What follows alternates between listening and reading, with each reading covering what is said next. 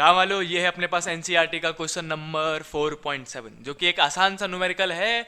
जल्दी से रीड करते हैं और गिवन लिखना स्टार्ट करते हैं, फिर फॉर्मूला बताएंगे, फिर सॉल्यूशन करेंगे। बच्चों वाला क्वेश्चन देखो, कह रहा है दो long and parallel straight wire है ए एंड बी, दोनों में carries current 8.0 ampere and 5.0 ampere. Given लिखना स्टार्ट करते हैं भैया। दो वायर की बात कर रहे हैं, दोनों वायर पैरेलल है और सेम डायरेक्शन में करंट फ्लो कर रहा है। मतलब डायग्राम बना दिया ऐसे, करिए जल्दी से। तो दोनों में करंट सेम डायरेक्शन में फ्लो कर रहा है। इसको मैं करंट कह देता हूँ I1, इसका कह देता है I2। तो आपको I1 गिवन है, I1 कितना है 8 एम्पियर, 8.0 मतलब 8 एम्पियर। I1 कह देते हैं, I2 कितना है 5 एम्पियर कह रखा है हमारे हिसाब से, है ना, 5 एम्पियर।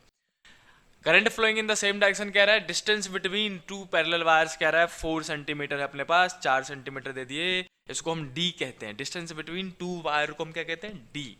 तो d इज 4 सेंटीमीटर। सेंटीमीटर को कन्वर्ट कर दो जल्दी से मीटर में, इट इज 10⁻⁻2 से मल्टीप्लाई कर दो, अपने आप निकल जाएगा यहाँ पे 10⁻⁻2 मीटर में आ जाएगा। तो आगे कह रहा है कि estimate the force on 10 centimetre section of wire, यानी कि लेंथ भी दे रखी है कितने, एक वायर के 10 सेंटीमीटर पे, बस 10 सेंटीमीटर पे फोर्स निकालना है। तो यहाँ पे लिखेंगे लेंथ दे रखा है कितना 10 सेंटीमीटर। सेंटीमीटर को फिर से मीटर में कन्वर्ट कर दो, 10 × 10⁻⁻2 से मल्टीप्लाई कर दोगे, मीटर में आ जाएगा, समझे। अब आपसे पूछ रहा है कि फोर्स बताइए, एफ बताइए। तो भाई साहब force between two parallel wire का फॉर्मूला, आई होप कि आपने टॉपिक कवर किया होगा कि force between two parallel wire जो होता है उसका फॉर्मूला होता है एफ इज इक्वल टू एक दो, मतलब दो वायर के बीच में जो फोर्स लगता है वो कितना होगा, F is equal to mu nought upon में 4 पाई नहीं होता, यहाँ पे I1 I2 आएगा, यहाँ पे 2 पाई डी आएगा, इनटू में लेंथ आएगा। ये डेरिवेशन भी है, डेरिवेशन भी करना होता है आपको चैप्टर नंबर 4 में, और ये फॉर्मूला भी याद रखना पड़ता है। मैं जल्दी से थोड़ा बता देता हूँ। देखो सेम डायरेक्शन में है तो अट्रैक्शन होगा, और अपोजिट डायरेक्शन का केस भी आता है। क्वेश्चन में दिया तो नहीं है लेकिन फिर भी बता देते हैं कि अपोजिट डायरेक्शन में क्या होता है, रिपल्सन होता है। और दोनों केस में फोर्स कितना, चाहे अट्रैक्टिव फोर्स हो यही फॉर्मूला लगेगा, चाहे रिपल्सिव फोर्स हो यही फॉर्मूला लगेगा। तो एक ही तो फॉर्मूला याद करना, कर लेना जल्दी से।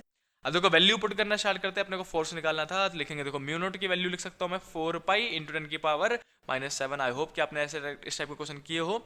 अब देखो I1 की जगह में कितना लिखोगे 8, I2 की जगह में कितना लिखोगे 5, और यहाँ पे लिखेंगे 2 पाई डी था ना, तो डी मतलब होता है ये वाला छोटा वाला डिस्टेंस। तो लिखेंगे मल्टीप्लाई में 4 इंटू में 10⁻⁻2, और इंटू में लेंथ था, यहाँ पे लेंथ की जगह हम क्या लिखोगे 10 सेंटीमीटर, 10 इंटू 10⁻⁻2।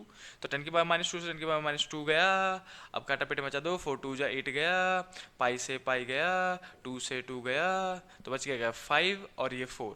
तो लिखेंगे 4 5 जा 5 20 होता है, इंटू में ये वाला 10 बच गया, इंटू में 10⁻⁻7 बच गया। अब इसी को कर दोगे, एक जीरो ये रहा, एक जीरो ये रहा, तो लिख सकता हूँ फोर्स इज इक्वल टू, इसमें से 2 जीरो घटा दो, तो 2 into 10⁻⁻5 Newton. This is the force on that 10 centimetre wire. उस 10 सेंटीमीटर के वायर पे जो फोर्स लगेगा वो कितना लगेगा, 2 इंटू 10⁻⁻4। बच्चों वाला क्वेश्चन था, बस फॉर्मूला याद होना चाहिए आपको, न्यूमेरिकल वैसे सॉल्व हो जाना था। तो गाँव वाले अब जल्दी से इस वीडियो को लाइक कर दो। मिलते हैं नेक्स्ट वीडियो में क्वेश्चन नंबर 4.8 के साथ। तब तक के लिए बाय बाय, भागो यहाँ से।